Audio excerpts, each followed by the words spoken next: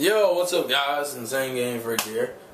Considering the Pokemon episode is just coming out this week, and they never sub it like within a day's time like they'll do other series, this would probably be a good time to throw this out. This is literally my impressions on Best Wishes so far, and kind of just my overall thoughts of where I'm placing it on the level and shit, essentially. So let's begin. For you Pokemon fans who obviously would know, or anyone who's watching my channel know that I review Pokemon Best Wishes episodes, and we've kind of passed the halfway mark in terms of gyms because we beat the 4th gym a little while ago. So I want to talk about a few things. In terms of what's different with this season and where I put this in the season. Alright, just to give you my list of my favorite to least favorite, it's probably Hoenn, Kanto, Hoenn, Johto, Kanto, Sinnoh. I think is the way I look at it. And Johto and Kanto seem to be ever changing for me. Don't know why. It just depends on if I'm more just nostalgic on one day or less, or just more battle heavy on another day. But Johto and Kanto are kind of interchangeable. And at this point in time, I'm going to say that this is kind of in the middle. Right now, I'm going to say Kanto's lower than Johto. So I'm going to say this is smack dab in the middle. Out of my top 5, out of the 5 regions, with 1 being the highest and 5 being the lowest, Best Wishes right now is a 3. Now, the 3 is that I think it's better than Sinnoh, and I think it's better than Kanto. I haven't decided. The only way it's going to be better than Johto is if it has better matches, like the second half of the gym matches at the Blowing Away on top of the league matches. I'm already thinking it's going to be better than Johto, because Johto's main point for me anyway was the league matches. I don't ever think it will ever be at Hoenn standards, because Hoenn standards was just because Ash is just too fucking stupid in this region. Like, so I don't think Best Wishes will ever hit number 1 for me. But Best Wishes at the most can hit number 2, because I'm thinking the league matches will probably be done better. Johto to me, the reason why Johto's a little higher is because it's less annoying than Kanto in terms of characters and better fights, essentially. I like Best Wishes characters more, which I'm going to get a lot of shit for, and I'm going to address something later in a minute. But the thing that's holding Johto at its spot right now is really all the league matches, essentially, and some of the gym matches.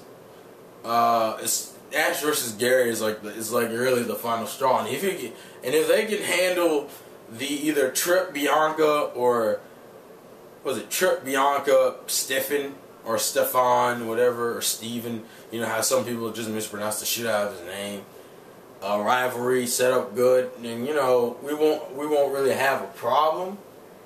If they can do that well, I can put it over Johto. Like, as much as I like the Ash versus Gary fight, that's not enough for me to save a damn region. So I'm almost borderline saying it probably. My prediction is that it'll probably hit number 2. There's no way. Like, it would have to really step its game up within the next 4 gyms for me to say it's better than Owen. Because you've insulted Ash's intelligence since Sinnoh. Like, he's been stupid for the last 2 regions. So, unless you're playing the switch of that, I don't think that's going to change. Like, in the middle of an arc, I don't think that's going to change. So, there's that.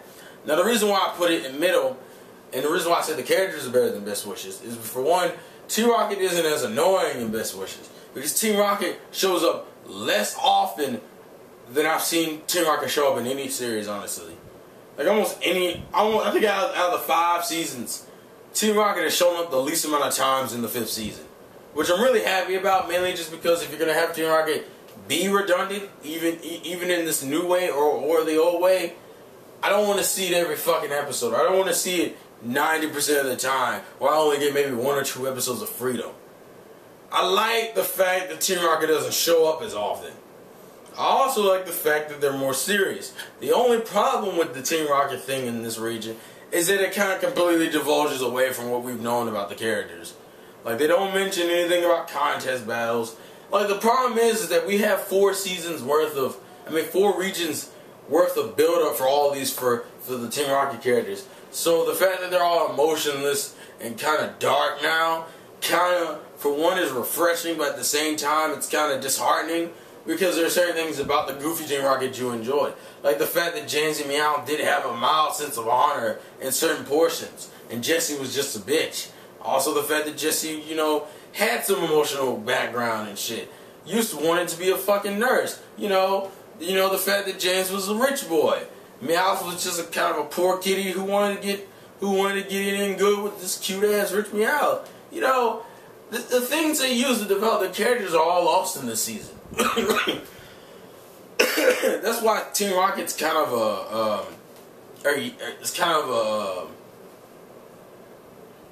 yay or nay situation. Like, you're either gonna love it or you're gonna hate it. A lot of people hate it because they like Goofy Team Rocket, and I can see the appeal, but maybe it's just for me. Maybe because I'm older and I'm just fucking tired of Goofy Team Rocket. Because no offense, but what was it? Was it Hoenn that introduced that stupid thing where fucking Meowth would like come up with like see the Pokemon they're trying to catch and do this stupid fantasizing bullshit about what Giovanni would do with the Pokemon in question? Like, I'm sorry, after a point that gets really fucking annoying. I couldn't take that. I don't mind Goofy.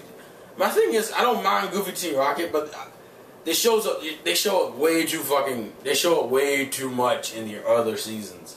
And in this season, they're more serious. They're not as annoying, and we get a cool Meowth filler out of it. So I'm not really necessarily mad at the Team Rocket, but I can see a person's opinion if they say they can't stand Team Rocket in this region. Because, as I said, Team Rocket's a kind of a yay or nay situation. Now let's get into the 2 characters that have probably the most controversy around them.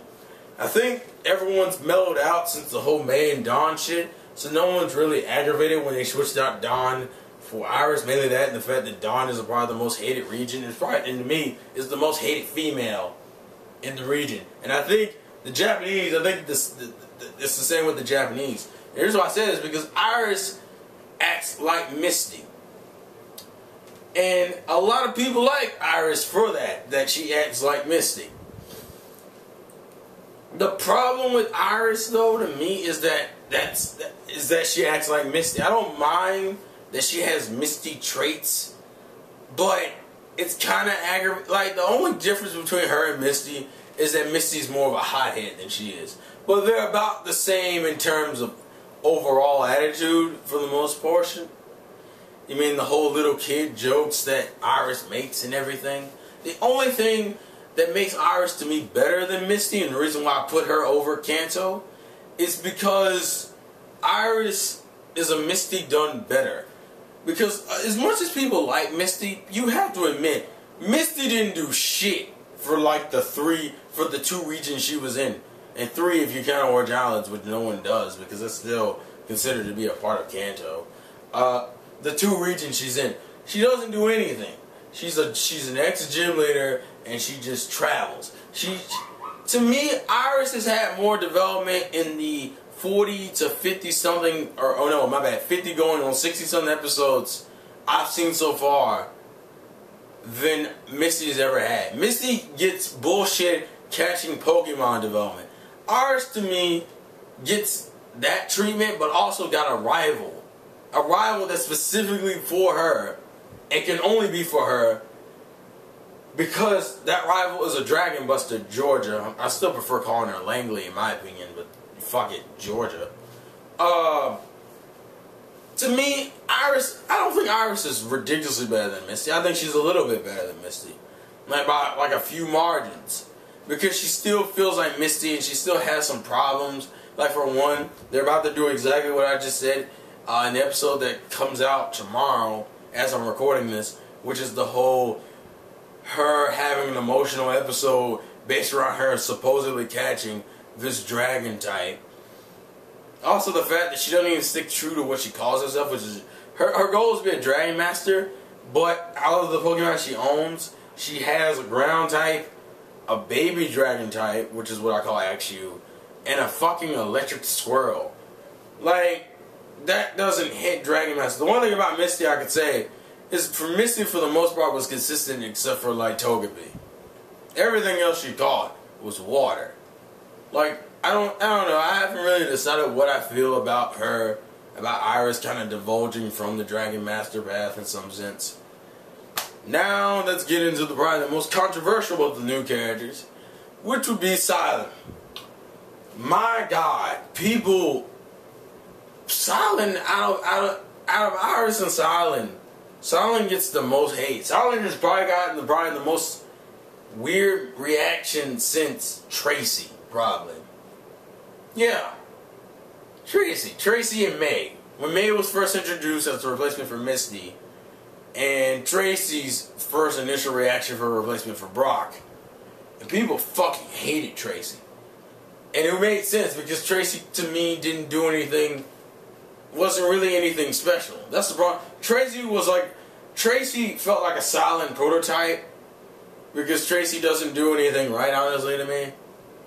He's kind of just there kind of character, which kind of aggravates me about him. But people are trying to put Silent on that level. No, there's no way in fucking hell I'm going to sit here and let you just say, no, he's on the same level as Tracy. No, the fuck he's not.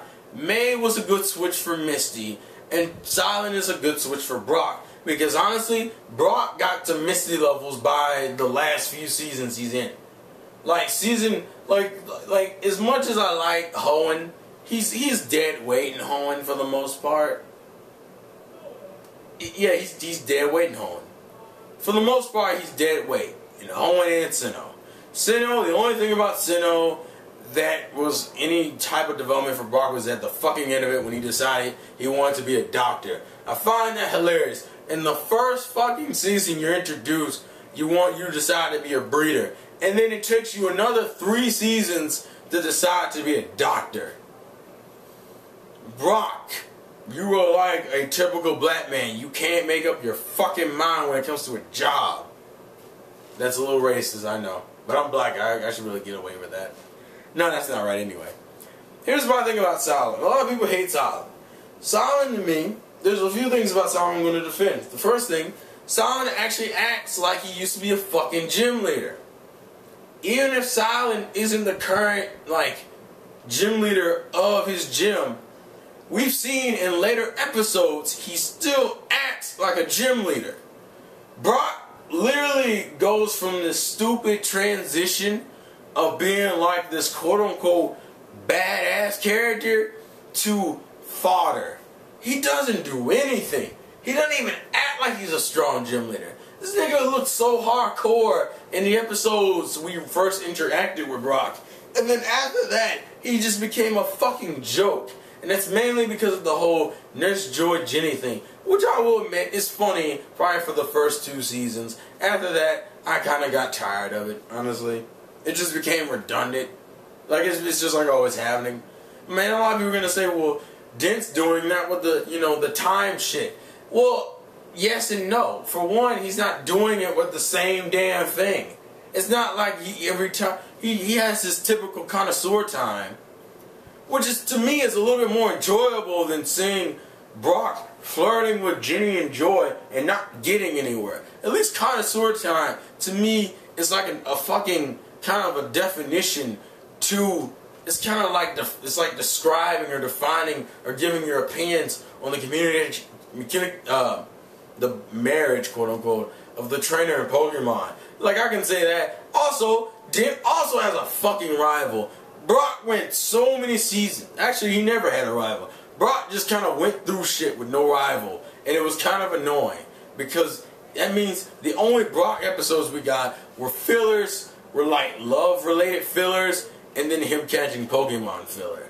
Like, hell. Like, at least with Silent, I get a good mix of, if we're going to have the time-ish fillers, those aren't bad. And on top of that, the fact that him and Iris have this whole dynamic of realist versus ideal, well, not realist, kind of scientist versus mystical witch woman shit, I like that going back and forth. Mind you, they need to use it a little bit more often so it's funnier.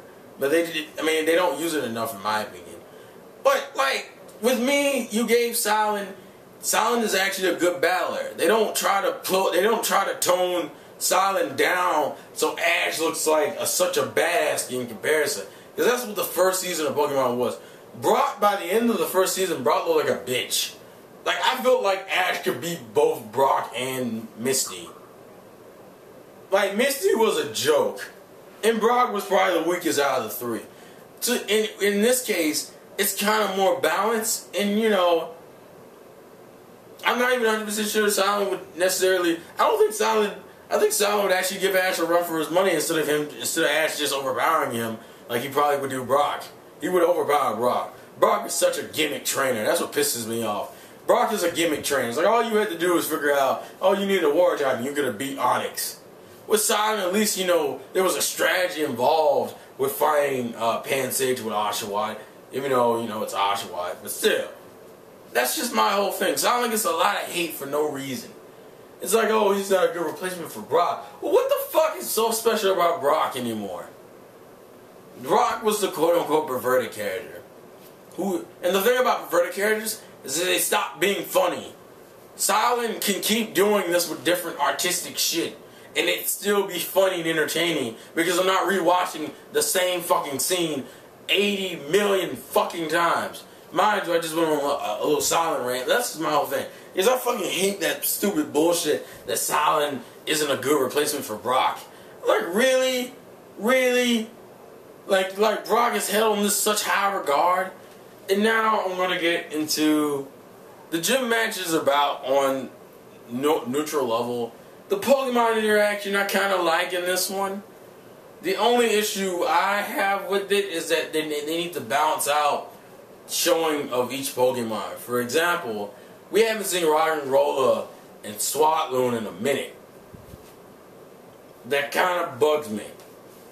Like, the fact that you have Ash catch more than one Pokemon, I think is cool. Has catch more than his 6, I can be cool with. The fact that almost all of them have a personality except for, like, his Tranquil.